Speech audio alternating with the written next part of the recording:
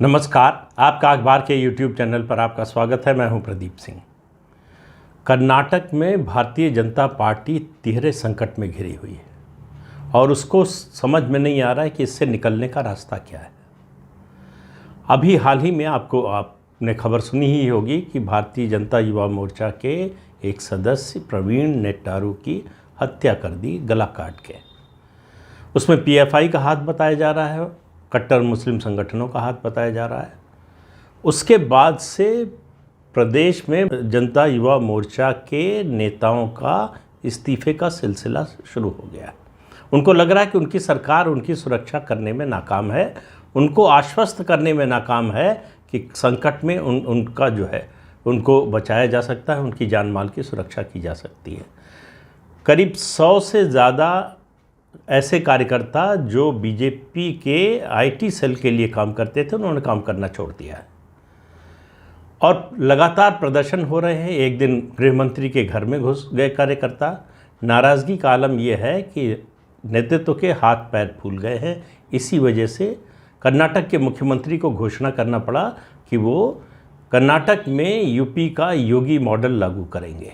उनके गृह मंत्री को घोषणा करना पड़ा कि हमको एनकाउंटर की छूट दे देनी चाहिए पुलिस को। इस तरह की बातें हो रही हैं। सवाल ये है कि हो क्यों रही हैं। कर्नाटक में इस समय हिंदुत्व का जो माहौल है वो उसकी तुलना उत्तर प्रदेश से की जा सकती है और इसलिए कह रहा हूँ कि राम मंदिर आंदोलन का दक्षिण के किसी एक राज्य में असर हुआ था तो वो कर्नाटक में हुआ था। तब से कर्नाटक में और ईदगाह का मुद्दा उठाकर बीजेपी ने वहाँ पर एक अपने लिए एक जनाधार तैयार किया और उस जनाधार में योगदान सबसे बड़ा BS येदियुरप्पा का, जो लिंगायत नेता है, बीजेपी के सबसे बड़े जनाधार वाले नेता। बीजेपी को फ़ायदा दो बातों का और मिला। एक तो ईदगाह वाले मुद्दे का मिला ही, उसके अलावा लिंगायत समुदाय की नाराज़गी का कांग्रेस से। 1990 में राजीव गांधी ने लिंगायतों के सबसे बड़े नेता, सबसे लोकप्रिय नेता वीरेंद्र पाटिल को बड़ी बेइज्जती करके उनको बर्खास्त कर दिया। मुख्यमंत्री थे और रिकॉर्ड सीटें लेकर जीत कर आए थे। उसके बाद उन्होंने किया। वो दिन और आज का दिन लिंगायत समुदाय ने कांग्रेस की ओर आंख उठाकर नहीं देखा। दूसरा फ़ायदा बीजेपी को मिला। रामकृष्ण हेगड़े, जो जनता दल के नेता थे, कर्नाटक के मुख्यमंत्री थे, उनके निधन के बाद लिंगायत समुदाय में रामकृष्ण हेगड़े का बड़ा सम्मान था। वो खुद जाति से ब्राह्मण थे, तो ब्राह्मणों और लिंगायतों का और ज़्यादा समर्थन भारतीय जनता पार्टी को मिला। जनता दल का बिखराव हो गया। अभी जो मुख्यमंत्री हैं बसवराज बोम्मई, वो जनता दल से ही आए। वो SR बोम्मई, जो जनता दल के वरिष्ठ नेता हुआ करते थे, राष्ट्रीय और प्रदेश के मुख्यमंत्री रह चुके थे, उनके बेटे हैं। तो लेकिन बसवराज बोम्मई येदियुरप्पा नहीं है। येदियुरप्पा का जो आधार है, बीजेपी ने जब जब उनको हटाने की कोशिश की तब तब कर्नाटक में बीजेपी संकट में आई है। इस बार बीजेपी की जो ताकत थी, केंद्रीय नेतृत्व की जो ताकत थी, राज्य में जिस तरह की परिस्थिति बन गई थी, उसमें और उनकी उम्र को देखते हुए वो समझौता करने को तैयार हो गए। वैसे उनको भी पता चल गया कि बीजेपी से अलग होकर उनकी ताकत नहीं है।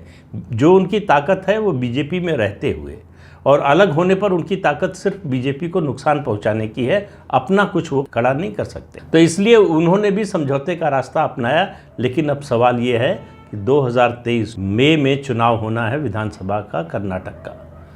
क्या करेगी बीजेपी? नेतृत्व का संकट लगभग उस तरह का हो गया है जैसा उत्तराखंड में था। उत्तराखंड के मुख्यमंत्री की तरह उतने नाकाम या उतने अक्षम नहीं है बसवराज बोम्मई। उनकी समस्या 3 स्तरों पर है। जो 3 संकट की मैंने बात की, वो 3 संकट हैं। एक, प्रशासनिक।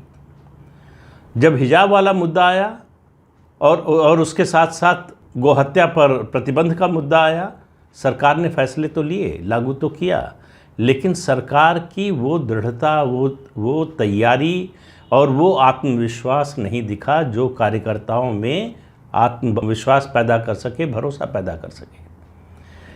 सीए के आंदोलन के दौरान, उसके बाद जो घटनाएं हुई उसमें जिस तरह से योगी आदित्यनाथ ने उत्तर प्रदेश में हैंडल किया सिचुएशन को, और उन्होंने हैंडल किया सिर्फ इसलिए नहीं कि वो योगी हैं, उन्होंने प्रशासनिक क्षमता का भी अपने परिचय दिया और कानून की जानकारी का भी। उन्होंने जो भी कदम उठाए पहले उसको सुरक्षित किया कानून के कवच से। जहाँ कानून कमज़ोर पड़ता दिखा वहाँ उन्होंने कानून बदल दिया। तो इसलिए उनको कामयाबी जो सबको दिखाई देती है कि कैसे इतनी आसानी से इतना बड़ा संकट उन्होंने टाल दिया, कैसे ये स्टैंड ले सके, वो इसलिए अभी तक अदालत की स्क्रूटनी से वो पास होते रहे। तो ये रातों रात नहीं हो सकता कि आप घोषणा कर दें कि हम योगी मॉडल लागू करेंगे और लागू हो जाएगा। योगी मॉडल लागू करने के लिए आपको पहले उसकी तैयारी करनी पड़ती है, उसकी पृष्ठभूमि बनानी पड़ती है। उसके अलावा प्रशासनिक, राजनीतिक, विचारधारा और कानूनी तैयारी करनी पड़ती है। वो तैयारी कहीं कर्नाटक में दिखाई नहीं दे रही है बम्बई सरकार की। दूसरी समस्या, दूसरा संकट जो है वो है राजनीतिक। बसवराज बोम्मई येदियुरप्पा नहीं है, वो ताकत नहीं है, वो जनाधार नहीं है, कार्यकर्ताओं से वो जुड़ाव नहीं है। उसकी वजह ये है कि वो आरएसएस से नहीं आए हैं, ना तो बीजेपी से नीचे से ग्रो करके ऊपर आए हैं। वो दूसरी पार्टी से आए हैं, दूसरी राजनीतिक संस्कृति से आए हैं। इसलिए उनका उस तरह का राब्ता, उस तरह का जुड़ाव कार्यकर्ताओं से, नेताओं से नहीं है प्रदेश के, जिस तरह का येदियुरप्पा का है। वो उन नीचे से ग्रास रूट से उठकर बीजेपी में ऊपर तक पहुंचे थे। उन्होंने और अनंत कुमार ने कर्नाटक में बीजेपी को खड़ा किया। बोम्मई के लिए समस्या ये हो रही है कि जो मंत्रिमंडल में दूसरे सदस्य हैं, राजनीतिक समस्या उनकी ये है कि उनके ज़्यादातर मंत्री या तो कांग्रेस से आए हुए लोग हैं या जेडीएस से आए हुए लोग हैं, जिनका बीजेपी की आइडियोलॉजी से कोई लेना देना नहीं है। उनका बीजेपी की आइडियोलॉजी में उस तरह से उनकी ट्रेनिंग नहीं हुई है, ना उनकी प्रवृत्ति है जैसे कि हेमंत बिश्व शर्मा की।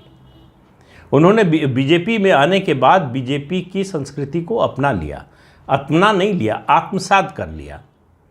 तो वो ऐसा लगेगा हेमंत बिश्व शर्मा का, अगर आप उनका बैकग्राउंड नहीं जानते, अगर आपको ये नहीं पता है कि वो कांग्रेस में थे पहले, तो आपको लगेगा कि ये संघ और बीजेपी से निकले हुए नेता हैं।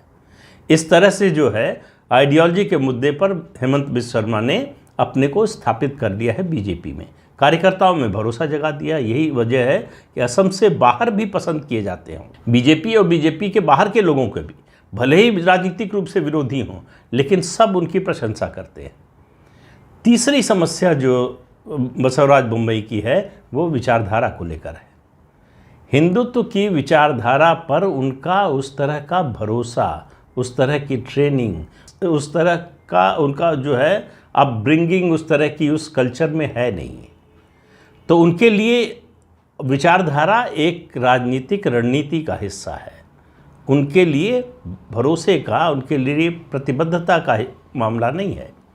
इसलिए आप बीजेपी के जो कार्यकर्ता, खास तौर से भारतीय युवा मोर्चा के कार्यकर्ताओं की नाराज़गी है, उसको देख सकते हैं। अब समस्या पार्टी के राष्ट्रीय नेतृत्व के सामने है। क्या कर्नाटक की तरह से फिर यहाँ भी बदलाव करें? कर्नाटक में बदलाव इतना आसान नहीं होगा। उत्तराखंड नहीं है कर्नाटक। कर्नाटक दक्षिण में एकमात्र राज्य है जहाँ भारतीय जनता पार्टी की सरकार है। लंबे समय से वो पहले दूसरे नंबर पर बनी हुई है। कांग्रेस को चुनौती अगर उसने दक्षिण में कहीं दी है तो वो कर्नाटक है। और केरल में बीजेपी के जो ग्राउंड लेवल वर्कर हैं, बहुत सारे कार्यकर्ता हैं, वो कर्नाटक से गए हुए हैं, कर्नाटक के हैं। उसके अलावा तमिलनाडु के जो प्रदेश अध्यक्ष हैं के अन्नामलाई बीजेपी के, वो कर्नाटक कैडर के आईपीएस ऑफिसर थे। तो कर्नाटक में जो कुछ हो रहा है उसका असर बीजेपी पर दूसरे राज्यों में भी पड़ने वाला है। उसका फ़ायदा, उसका नुकसान और राज्यों में भी होने वाला है। और कर्नाटक में जो उम्मीद लग रही थी कि हिंदुत्व के इस मुद्दे के कारण जिस तरह से वहाँ पर वहाबी शक्तियाँ और मुस्लिम कट्टरपंथी सक्रिय हैं, भारतीय जनता पार्टी का जनाधार बढ़ रहा है। लेकिन प्रवीण नेट्टारू की हत्या को जिस तरह से एडमिनिस्ट्रेशन ने, राज्य सरकार ने हैंडल किया है, उससे बीजेपी के ही कार्यकर्ता नाराज़ हो गए हैं। बीजेपी का जो कोर वोट है वही नाराज़ हो गया है। और ये नाराज़गी कर्नाटक तक सीमित नहीं है, ये नाराज़गी कर्नाटक से बाहर तक जा रही है। और उसकी वजह सिर्फ प्रवीण नेटारू की हत्या नहीं है, वो कन्हैया लाल से शुरू होता है। उसके बाद जो हत्याएं हुई हैं उस पर बीजेपी का जो रवैया रहा है, लोगों को मैं जब कह रहा हूँ तो बीजेपी के समर्थकों कार्यकर्ताओं की बात कर रहा हूँ, उनको चाहे राज्य सरकार हो या केंद्र सरकार, उसका रवैया न तो समझ में आ रहा है न पसंद आ रहा है। बीजेपी का कार्यकर्ता, उसका समर्थक वर्ग ये समझने में नाकाम है और नेतृत्व ने समझाने की कोई गंभीर कोशिश भी नहीं की कि आखिर पीएफआई पर प्रतिबंध क्यों नहीं लग रहा है। जब बार बार खुफिया एजेंसियां कह रही हैं, पुलिस प्रशासन कह रहा है, जांच एजेंसी एनआईए से लेकर दूसरी एजेंसियां कह रही हैं कि जितनी गतिविधियां हो रही हैं सब में कहीं ना कहीं पीएफआई का हाथ है। चाहे कानपुर में जो उपद्रव हुआ, प्रयागराज में हुआ, सहारनपुर में, ये 3 जगह उत्तर प्रदेश में, उसके अलावा जो घटनाएं हो रही हैं, राजस्थान की घटनाएं, गुजरात की घटना, इन सब में देश में जहां भी इस तरह का सांप्रदायिक तनाव, सांप्रदायिक हिंसा हो रही है, सब में पीएफआई का हाथ नज़र आता है। सवाल यह है कि केंद्र सरकार आखिर पीएफआई पर प्रतिबंध क्यों नहीं लगा रही है। इसके जवाब में सिर्फ एक ही बात कही जाती है कि वो तकनीकी मुद्दे हैं, ये देखना पड़ेगा कि अदालत में टिक पाएगा नहीं टिक पाएगा। ये सब कोई सुनने को अब तैयार नहीं है, कोई इस बात को मानने को तैयार नहीं है। अगर मान लीजिए कि अदालत में नहीं टिक पाएगा तो अदालत तक तो जाइए, कोशिश तो कीजिए। इतने प्रमाण मिलने के बाद कि पैसा बाहर से आ रहा है, फंडिंग हो रही है इस तरह की, किन किन देशों से हो रही है, किन संगठनों से हो रही है, और कैसे उस पैसे का बंटवारा हो रहा है, उस पैसे से कैसे हत्याओं को अंजाम दिया जा रहा है, सांप्रदायिक दंगा भड़काने की कोशिश हो रही है, ये सब तथ्य होने के बावजूद अगर पीएफआई पर बैन लगाने की कोशिश भी नहीं हो रही है तो ये बीजेपी के लिए गंभीर संकट का विषय है। ये कर्नाटक से बाहर भी है, ये एक निराशा का कारण बन रहा है, ख़ास तौर से नुपुर शर्मा एपिसोड के बाद, उस प्रकरण के बाद लोगों को लग रहा है, और मैं जब लोगों की बात कर रहा हूँ तो सिर्फ बीजेपी समर्थकों और मतदाताओं की जिन्होंने वोट दिया है बीजेपी को, उनकी बात कर रहा हूँ। उनको लग रहा है कि इस मुद्दे पर कहीं ना कहीं भारतीय जनता पार्टी नरम पड़ गई है, सॉफ्ट पड़ गई है। उसके क्या कारण हैं? नेतृत्व के कोई रणनीतिक कारण हो सकते हैं, लेकिन इससे लोगों को कोई फ़र्क नहीं पड़ रहा। अगर आपके पास कोई कारण है तो उसको बताइए। कारण बताए बिना लोग ये मानने को, समझने को तैयार नहीं हैं कि आपकी कोई मजबूरी है या आपकी कोई रणनीति है। वो रणनीति दिखाई देनी चाहिए, उसका असर दिखाई देना चाहिए, ज़मीन पर उसका प्रभाव दिखाई देना चाहिए, जो कि नहीं दिख रहा है। बीजेपी ने अगर जल्दी ही और ख़ास तौर से देखिए ये जो घटनाक्रम हो रहा है उसके पीछे सरकार की मंशा क्या है, इरादा क्या है, रणनीति क्या है, मुझे मालूम नहीं है। जिस तरह से राष्ट्रीय सुरक्षा सलाहकार अजीत डोवाल गए उस सम्मेलन में, सर्वधर्म सम्मेलन जो था जिसमें सूफ़ी और दूसरे लोग आए, वहाँ पर उनका जाना, जिस तरह के लोग थे उनका वहाँ पर उन्होंने जो कुछ बोला, उस सब से भी नाराज़गी बढ़ी है। बीजेपी अभी तक आरोप लगाती रही है कांग्रेस और दूसरी पार्टियों पर मुस्लिम अपीजमेंट का। आज जो कुछ हो रहा है वो लोगों को लग रहा है कि बीजेपी भी उसी रास्ते पर चल रही है, मुस्लिम अपीजमेंट की कोशिश कर रही है। उससे क्या हासिल होने वाला है? ये जो पसमानदा समाज की बात आई, ये भी लोगों के गले नहीं उतरी है। ये कैसे मान लिया भारतीय जनता पार्टी ने कि 80% जो मुस्लिम आबादी है वो इन कट्टरपंथियों का समर्थन नहीं करती, इस्लाम के उन प्रावधानों का समर्थन नहीं करती जिसका ये लोग करते हैं। इनमें ये फ़र्क कैसे जान लिया? और दूसरी बात, क्या हासिल होने वाला है? न तो सांप्रदायिक सौहार्द हासिल होने वाला है, न आपको वोट मिलने वाला है, तो फिर आखिर क्या मिलने वाला है जिसकी वजह से आप ये सब कर रहे हैं? हो सकता है आपकी नीयत अच्छी हो सकता है आपकी रणनीति अच्छी हो, लेकिन जब तक मालूम नहीं होगा, जानकारी के अभाव में लोगों को जो सामने दिख रहा है उसी पर भरोसा कर रहे हैं, और जिस पर भरोसा कर रहे हैं वो बीजेपी के लिए भारी नुकसान का कारण बन सकता है अगर बीजेपी चेती नहीं तो इस अंक में इतना ही। अगले अंक में फिर मिलेंगे किसी नए मुद्दे के साथ, तब तक के लिए इजाज़त दीजिए। आपसे अनुरोध है कि ये चैनल देखिए, शेयर कीजिए, लाइक कीजिए और सब्सक्राइब ज़रूर कीजिए। नमस्कार।